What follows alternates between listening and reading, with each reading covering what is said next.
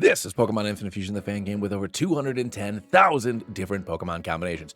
And we're here today to see if we can beat a hardcore Nuzlocke using only dragon types. That means if a Pokemon faints is considered dead, the level cap as the next leader says, no active items can be used in battle, and we're going to be playing on set mode.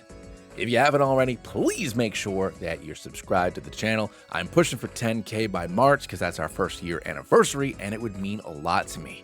Over 50,000 people watch my videos every month, and we are at less than 10,000 subscribers. So just a handful of you. Please hit the button. It would mean everything to me. Also, make sure you like the video and comment if you're into that sort of thing. Like with all my monotype Nuzlockes of Pokemon Infinite Fusion, we are going to be starting the game with every non-legendary Pokemon of that type, which makes for a few interesting things with Dragon Pokemon. Firstly, a lot of them evolve very late, and many of them are pseudo-legendaries, so we're going to be dealing with a slightly weaker team than normal. Additionally, because so many legendary Pokemon are Dragon, our overall pool isn't that big since we're only using non-legendary Pokemon. So even though Dragon Pokemon overall are very powerful stat-wise, this isn't going to be an easy playthrough. Starting things off in Professor Oak's lab, we go ahead and choose Squirtle as our starter, and I go ahead and make our dragon starter, Axew. Fusing them up, we go ahead and get our hands on Squirtsu, and it's a simple design, but I'm into it. And now it's time to face off against Rando and his Charsaur. With that taken care of, we go ahead and find a Shidoof over on Route 1, and then we take the Shinx, fusing it up with Noibat, and honestly, I love this little guy. Facing off against Rando again over on Route 22, he starts off by sending in his Shinx, and we send in our Squirtsu. On level 10, we already have access to Dragon Rage, so this is going to make the first chunk of the game much easier as we go ahead and take down both of his Pokemon in one shot. And with Rando taken care of, it's time for us to face off against Brock and his Steel Pokemon. He starts off by sending in this regular ordinary Duck, and a Dragon Rage takes care of business. When Steve Jr. comes out, I forget that it's Fairy and not Psychic, so we can't do anything to it. Switching over to Water Guns, we trade Water Guns and Gyro Balls back and forth until eventually we manage to take it down after a bunch of squirty water. I don't know why I said that, but now we have our Boulder Badge. Outside of Mount Moon, we run into Nurse Joy, who's tended to this wounded Geodude. The only thing harder than his steely Pokemon is his love for that of all things female and mineral-based. Him and Nurse Joy then agree to take care of the Geodude together as their son, and I leave because this situation just got really weird. While fighting our way through Mount Moon, our Squirtsu goes ahead and evolves and no longer has a custom sprite. Additionally, our Shebat also evolves into a Lubat, and it is unfortunate that so many middle-stage children get so little love, but I do think it's funny he now has 4 ears. At the back of Mount Moon, we run into Team Rocket, who's attempting a triple fusion, the only thing that may be more powerful than our Dragon fusions. But fortunately for us, their machine fails, explodes, and Team Rocket blasts off to parts unknown. After grabbing a Suncross and a Charmander, we go ahead and fuse up Charmander and Dratini, and I know I've used this line in past videos before, but I really enjoy it. Up next is Heracross and Gible, and I'm going to throw it out there, this Gibcross sprite is absolutely amazing. We then go ahead and evolve our Dramander into Dramelian, and now it's time for us to take on Rando over again on Nugget Bridge. We see him looking over the type chart, and he's trying to figure out what could possibly be the dragon, but this is the first time he's played Pokemon, so he's not sure. He starts off by sending in his Cottonix, and he's so close to being anti-dragon. His Olivia comes in next, and the Dragon Rage brings him down into the red, and then he heals back up with his Berry. After a hidden power quick attack combo, we're below half, but one more Dragon Rage takes care of the Eevee. Ninjard comes in next, and after a couple of hits, we can take care of it, and this Feebas is just happy to be here. On our way to Bill's house, we go ahead and grab a Maloon, and then we run into Bill, who's performing an experiment with a Rhydon. After accidentally fusing up with a Rhydon, he wants our help defusing the situation, which we are happy to help him out with, but where did the Rhydon go? Heading back over to Cerulean, now it's time for us to take on Misty and her Ice Pokemon. She starts off by sending in a Glaciary, and we send in our Gibcross. Going for an Arm Thrust, we're able to take this thing down before we can set up the Snow. When Manras comes in next, we go ahead and do the same thing, getting in 5 hits and bringing it way down into the red, even with its Citrus Berry. After going for a Bubble Beam and healing up, we go ahead and get it down pretty low again, and on the following turn, we can take it out. Easy peasy. On Route 5, we grab a Honedge, and then our Gibcross evolves into a Gibcross. Over on the SSAM, we find Rando doing some sort of weird Lance cosplay, but he's also holding a sword. He says he's become the Dragon Slayer, and he will finally defeat us. He starts off by sending in his Cottonixio, getting the paralysis off, but we still take him down with one Fire Fang. Niniard gets taken down to its sash, healing back up just to go down after hitting us once. When Solovie comes in, a stored power does some okay damage to us, but 2 Dragon Rages take care of the little Eevee. And then finally Slugbass is here, and he actually... Up next is Lieutenant Surge and his fighting Pokemon. Starting things off with Nosekey, we send in our Gapcross. I'm not sure why I go for a Rock Tomb here, but we don't do a whole lot of damage as a Seismic Toss comes in doing a decent amount to us. Next we go for an Aerial Ace, bringing him down to the red, and I'm still not 100% sure why I haven't used Arm Thrust yet, but another Seismic Toss brings us down just below half before we get healed up. Coughlin comes in next, and a Mach Punch gets us down to about half as we go ahead and bring it down to the red after an Aerial Ace. Outspeeding on the following turn, we manage to take it out. Houndlade comes in going for a Bite, which doesn't do a whole lot of damage, and we bring it down to half with our first hit. After we're flinched on the following turn, we go ahead and swap into our Lubat. A Rock Smash does decent damage, and then a Bite brings us way down into the red, but after one hit from us, we manage to take it out, earning our Thunder Badge. We then go ahead and grab ourselves a Porygon from the casino, and then head back over to Lavender Town to meet up with Rando. Still referring to himself as the Slayer of Dragons, he says that this place will be our grave, preparing for our next battle. We get Paralyzed on the first turn, but once we can manage to get a hit in, we take him way down into the red. And then after he heals up, we take him out on the following turn. His Axe Gun comes in, going for a Dual Chop. He does massive damage to us, and our Dragon Rage does the amount of damage it always does. Our Shed Skin then goes ahead getting rid of the paralysis, and we can manage to take him down. When Duo V comes in, I know we need to switch, so we go ahead and swap out into our Lubat, as Eevee goes for a Shadow Ball. Going for a Bite, we do a decent amount of damage, and fortunately, we manage to get the flinch off, going for another one. Getting a second flinch off, I'm getting a little overzealous, but when he's left with just a tiny bit of HP left, a Stab Adaptability Swift absolutely annihilates us, and Lubat goes down as our first loss of the run. Setting in our Work Screw, we go ahead and go for one more Bite, taking down the Eevee. When Litzel comes in, his Colbur Berry keeps him alive after the first bite, but after taking a couple of Ice Punches, we take him down after a second bite. Niniard's out next, and he immediately uses Baton Pass, and I'm not 100% sure why, but Slugbass comes in, obviously tanking the Ice Beam no problem. Going for a Water Pulse, we bring it way down into the red, and we manage to get the confusion off as he yawns. We connect with one more Water Pulse, and we get put to sleep. Niniard then goes for a U-turn, and we swap out into our Gapcross. At this point, we're just going to keep on trading back and forth with the Niniard until eventually we manage to take it down with our Gapcross, defeating Rando yet again. After the battle, Rando draws his sword, saying he'll take care of us himself, and that's when across the room we hear an old man screaming for help. Rando, being a true hero, dashes to his side, only to see the Team Rocket has taken this old man hostage. Rando, recognizing the Team Rocket must have a way to resist the ghosts that are upstairs, he heads over to Celadon City, where he's here. They have a secret base in their sewers. That's oddly specific, and I don't know why he knows that, but he's in charge, so we follow him. While fighting through said secret base, our Charmeleon goes ahead and evolves into a Dragamelion. And then one more time, into a Dragazard.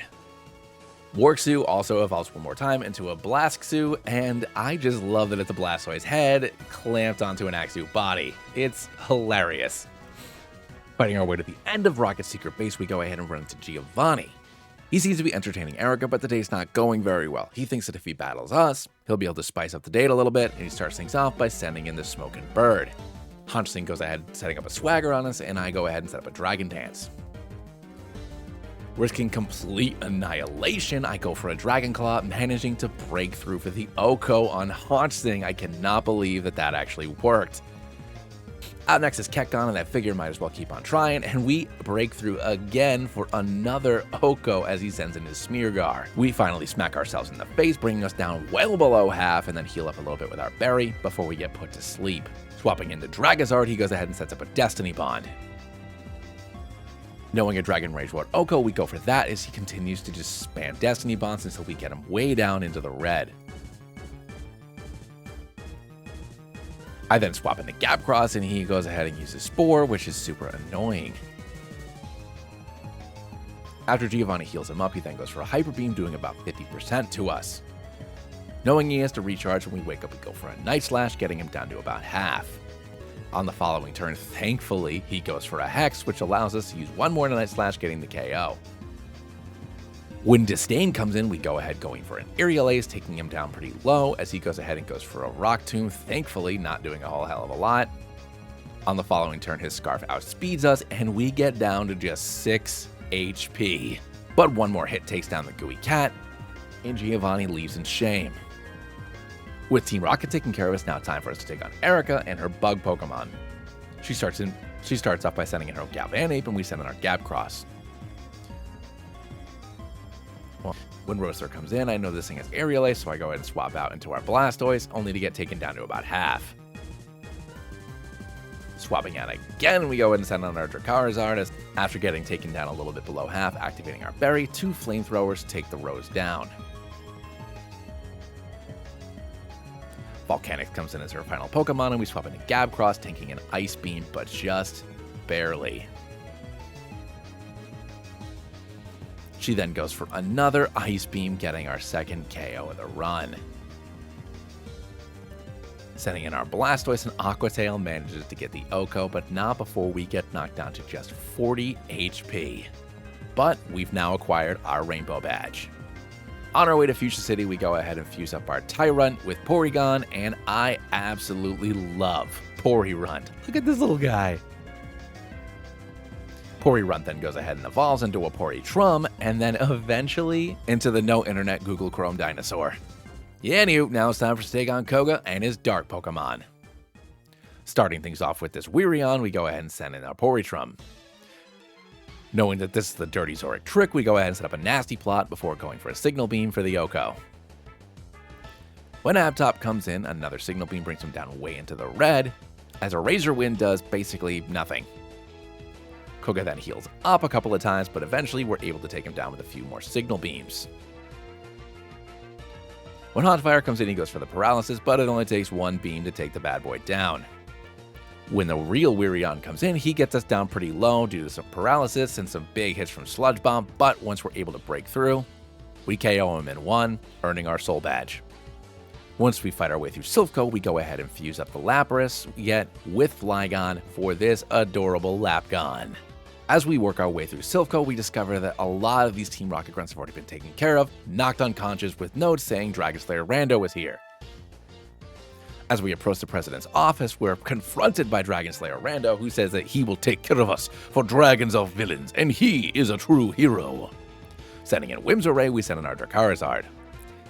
After setting up a substitute, we promptly take it out, and then bring him down way into the red on the following turn. I'm not 100% sure why Rando doesn't heal here, but one more Flamethrower takes the Whimsray down. Out next is Lampsil, who goes for a Fire Blast, doing basically nothing to us. And apparently he has Flash Fire, and this was a terrible idea. An Ice Beam then comes in, absolutely slamming our Dracarizard. And we get taken down in just 1 shot. Setting in Lapgon because I need something that can resist ice, we go for an Earth Power, bringing it down pretty low. And after tanking an Ice Beam, 1 more Earth Power brings him down low enough for the burn to take him out on the following turn. Swapping out Laxgon, we go ahead and send in Altazing, and I'm so sorry some of the footage got corrupted, but this is Altaria and Weezing, everybody. I think you can tell. Anywho, getting knocked down to about a third, we managed to get the Oko. When Vaporeon comes in, we go ahead and swap into our Porytrum, tanking a Psychic. On the following turn, we get knocked down to just 27 HP as a Signal Beam comes in, getting it just above half. Oh my god. Swapping into our Blackshear. Okay, this guy also evolved. My bad. A Hyper Voice comes in, doing some decent damage. After healing up with Morning Sun, a Bite goes ahead, bringing him down to about 50%. After healing up again, we can go ahead and secure the KO with a couple more bites. Niniard comes in with a huge Hex Scissor, getting us down to just 7 HP. Setting in our Lapgon, Niniard then goes ahead and Baton passes its speed ups to Magtic, and Earth Power from us gets it way down into the red, and then we can take it down on the following turn. With Ninny back in, it goes ahead going for a Swords Dance, which leaves it open for us to take it out, defeating Rando. Feeling incredibly proud of himself, he says that he'll allow us to help him against Giovanni, because he knows that Giovanni is a greater threat to the world than even us and our dragons. Starting things off, we send in our Lapgon, and he sends in a Whimsray against Haunting and Age of Menace. Whimsray attempts to set up a substitute, but after they double into him, he goes down pretty quickly. Giovanni then swaps Donzor in, and I go for a Surf, bringing everybody way down, including Lampsil. Going for another Surf, I take down my own partner along with Donzor, and Haunting is left super low. Catgon goes ahead and switches himself to a Rock type, so when we use Ice Beam on him, it doesn't do a whole heck of a lot of damage, and then Magtick eventually goes down as well. Another Rock Slide gets us down to about half, so I switch over to Surf, KOing the Haunting and bringing Catgon down pretty low. At this point, I'm just going to keep on spamming Surf, so we manage to take Catgon down on the following turn.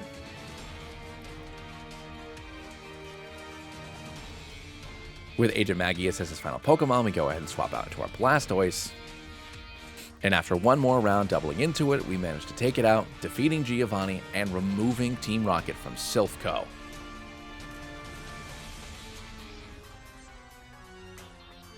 Before facing off against Sabrina and her Fairy-type Pokemon, we fuse up Aegislash with Kingdra to get this Sniper Rifle. And equipped with that Sniper Rifle, maybe we stand a chance against Sabrina and her Fairy Pokemon. She starts off with Togetails, and I send in Altazing. A Dazzling Gleam does some okay damage to us, and we go ahead going for a Sludge Bomb, bringing it down to about half and getting the poison off. After tanking an Air Slash, one more Sludge Bomb finishes off the Togetails. Maracute is out next as a Play Rough brings us down pretty low, and a Sludge Bomb does just below 50%. Swapping into Aegidrah, it goes for a Play Rough, and it does some pretty good damage on us, getting us just below half before we heal up with our Berry. However, going for an Iron Head, we manage to get the KO. Going for an Iron Head on Silvor, we go ahead and get it down pretty low before she hits us with a Focus Blast and heals up. Swapping Silvor out, she sends in her Clefix, and an Iron Head does some okay damage, but now we're down to just 15 HP. Swapping back into Altazing, she goes for a Seismic Toss, bringing us down to just 11 HP. I know that my only hope for beating this thing is by getting the burn off, so I have to sacrifice Altazing, managing to hit with the Will-O-Wisp before he ultimately goes down. Swapping into our Porytrum, I'm going to go ahead and set up some Nasty Plots, so hopefully when it comes time for me to actually do something, I can just get the Oko. Sending in our Porytrum, I go for one Nasty Plot before I use a Signal Beam, and I'm taken down below half after a couple of Seismic Tosses. Sabrina then heals up, and I am in a bad spot here. Going for another Nasty Plot, she just keeps on spamming Seismic Tosses, and I start spamming Recover so I can let the burn do its thing and hopefully stay alive. Eventually, by alternating between Recover and Signal Beam, we do manage to outlast the Clefix, but when Silvor comes back in, she goes for a Moonblast, KOing our second Pokemon of the fight. But we're able to send in Aegidrah outspeeding, getting the KO, and defeating Sabrina with only 2 losses. Honestly, better than I thought it would be. After grabbing ourselves a Whimsicott, I go ahead and fuse up with Salamence, and the Arbiter would like some lemon grenades. That is a really old internet reference, everyone, but I love the sprite. Next up, we fuse Goodra with Ampharos, and it is a simple design, but it is an effective one. And finally, our starter evolves into its final form, and the only thing more intimidating than a Haxorus is a Haxorus with guns attached to its face. And now it's time for us to take on Blaine and his Psychic Pokemon. He starts things off with this Demon Ball Pit, and we send in our Lapgon. Forgetting that this thing has an Air Balloon and Earth Power doesn't do anything, but a Surf gets it down to about half, as Gear Grinds come in doing a little bit to us. Following up with an Earth Power, we can go ahead and take down Mr. Clang. When Galchomp comes in, it goes for a Leaf Blade, but fortunately for us, it doesn't do that much damage, and we can follow up with a Surf, getting him just below half. Blaine then heals up, going for another Leaf Blade, but after 2 Surfs, we can take it down. When Zykin comes in, I go ahead and swap out into Salicot, tanking a Sky Uppercut like it's nothing. After protecting itself and then going for a Flare Blitz, we managed to take it down with just one Moonblast. When Octotor comes in, I remember for once in my life that this thing is Psychic and not Grass, and I go for a Leech Seed. After taking a Hydro Pump and going for a Moonblast, we go ahead and bring this thing after a couple more turns. And that settles that, and we acquire our Volcano Badge. Heading over to Mount Ember because we hear it's dormant this time of year, we find that Giovanni has managed to capture all 3 Kanto legendary birds, which in and of itself is an amazing feat. But what's more is that he's finally mastered his triple fusion technology, and he can fit it into the palm of his hand.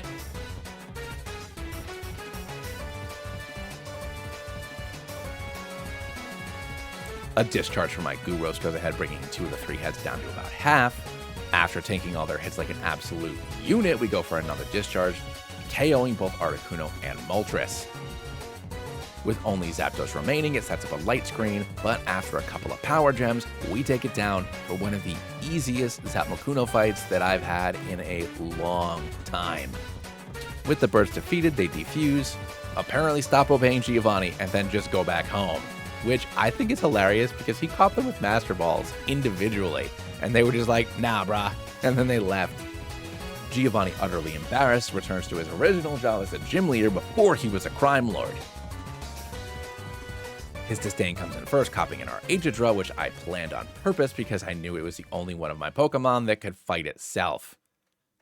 After setting up a bunch of Dragon Dances, he goes ahead and swaps out, sending in Snorking, but that doesn't matter because I am going to make sure that I OHKO every single one of these. Okay, I didn't OHKO Coffee King, but I will do really good against all of his Pokemon.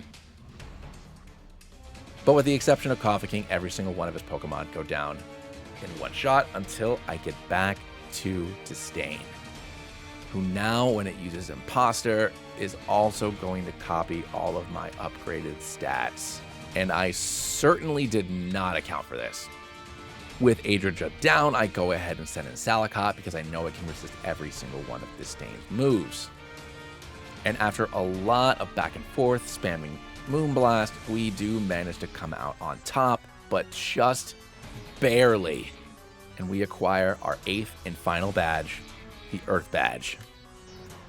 On Victory Road, we grab ourselves a Metlix, and then we go ahead and fuse up Metagross with Hydreigon, and the result is absolutely amazing.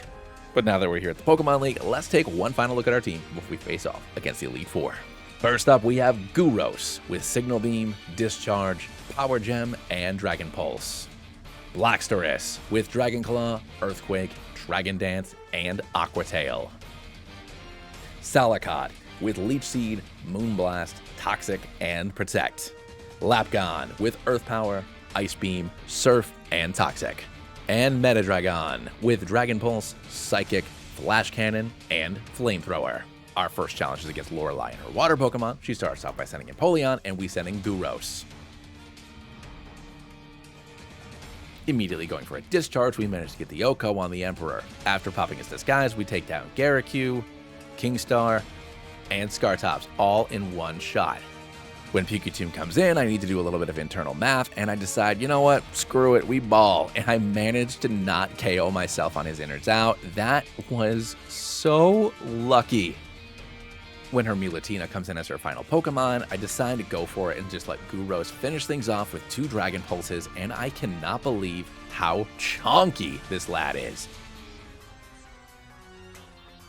Bruno and his rock Pokemon are our next challenge. Now, Bruno is a lot stronger as a rock trainer than a fighting trainer, which doesn't make any sense, but he's still not that difficult as we send in our Blastoise. We're going to go ahead and set up a Dragon Dance on the first round. Tyrannoflame then goes ahead and U-turns out, sending in Maripirier. After setting up a second Dragon Dance, we got knocked down to our Berry, but we do manage to heal back up before a Boomerang comes in and KOs us. And I probably spoke a little too soon, sending in our Lapgon.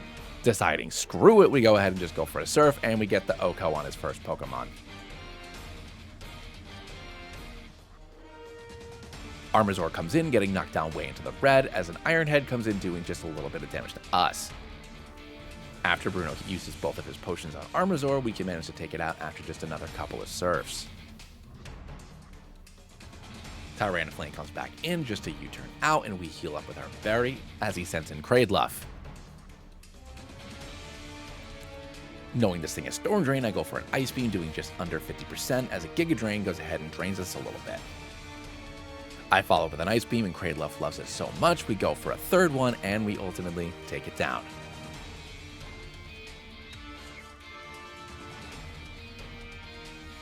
Flame comes back out, knocking us down into the red, and the Sandstorm gets us down to just 34 HP. So I go ahead and swap into Meta Dragon, who can tank the Rock Slide no problem.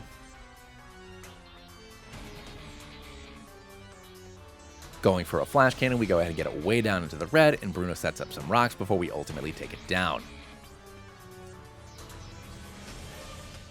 With Kingron in, we do the same thing, going for a couple of Flash Cannons, and we get ourselves the KO. His Ace Aerodon comes in last, going for an Eruption, which does a good amount of damage to us, but once again, it only takes us 2. And we're moving on to Agatha. Agatha in Modern Mode has Poison-type Pokemon, and normally my strategy here is to go ahead and set up a sweep, since Clinkfish can't actually hit you with anything, but I can't do that here, so I just set in Meta Dragon and then just start going for Psychics. After using both of our potions, we take down the Clinkfish without much of an issue.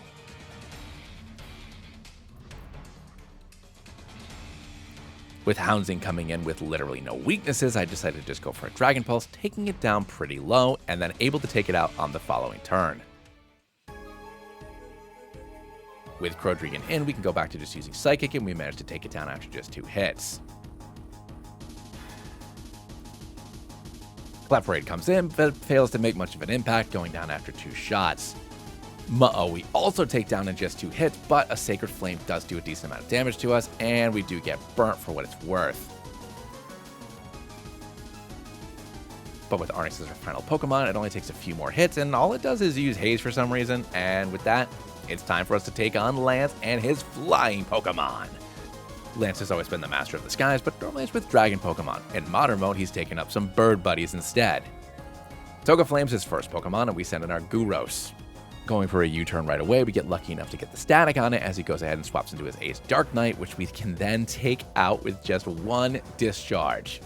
Before 6.0, this thing was still dragon, not flying, but with the type changes, it's now a dark flying Pokemon, and it is weak as hell to our discharge. That sounded a little inappropriate. When Togaflame comes back in, Lance goes ahead taking a turn to use a full restore, but it's in vain because we go ahead and get ourselves the Oko. Snorker comes in next, going for an Earthquake, doing some pretty big damage to us as we go for a discharge, bringing it down into the red. Now the funny thing here is that this thing is Poison Heal and a Toxic Orb, but the AI always forgets that fact. Septidactyl comes in next, going for a Sky Attack, bringing us way down into the red, and a Power Gem does the same. Knowing this thing's faster than me, I'm going to go ahead and swap out, sending in a Lapgon as he goes for a Leaf Blade.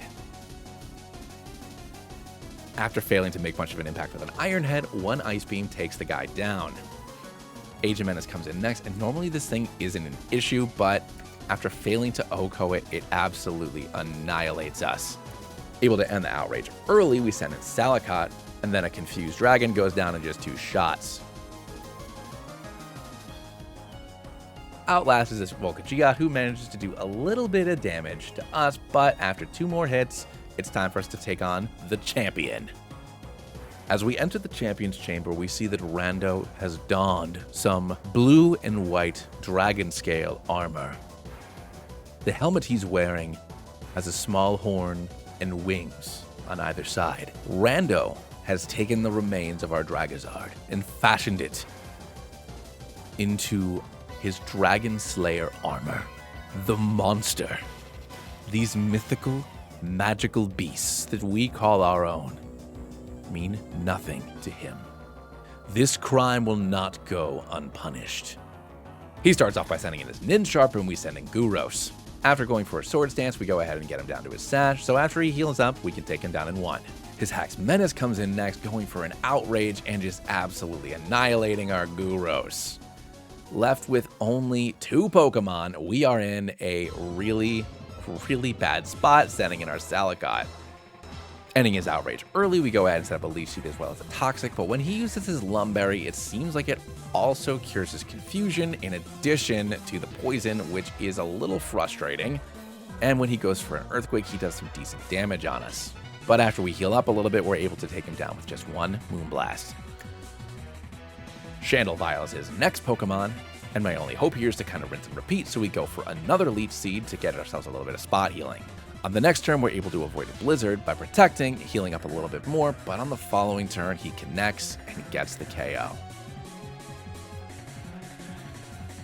Going down to our final Pokemon, he goes ahead and heals back up, but we're able to take him down with a Flash Cannon.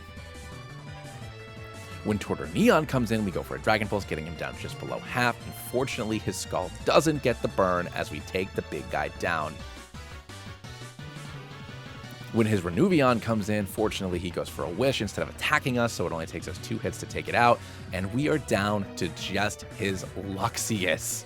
A dragon versus God. I don't know why he didn't go for Retaliate. He probably could have KO'd us with Retaliate. We trade back and forth, knocking me down to my berry, getting down just below half, but one more Dragon Pulse seals Rando's fate. And we become the Pokemon League champions. I was sure that run was done when Salicot went down so easily, but we managed to pull through with our team of dragons. And if you liked the video, please subscribe, like it, comment, all that fun stuff. Only way I'm going to be able to grow is with all of your support, and I appreciate all the support that I've gotten over the last year. We are almost to 10K.